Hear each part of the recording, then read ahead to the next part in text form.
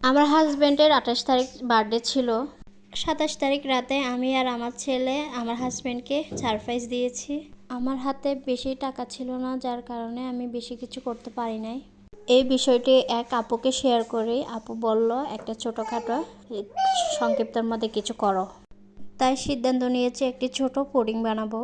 একটি মুদির দোকানে গিয়েছি লিকুইড দুধ আনার জন্য। এই বাহানায় আমার ছেলেও করতে পারছে।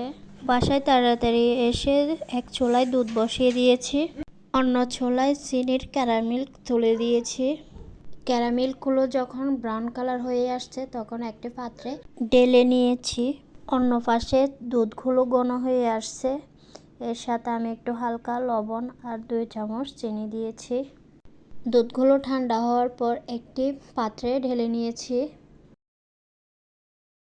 এর মধ্যে 2টি ডিম ভেঙে দিয়েছি। ডিমগুলো দেওয়ার পর দুধের সাথে ভালোভাবে মিশিয়ে নিচ্ছিলাম।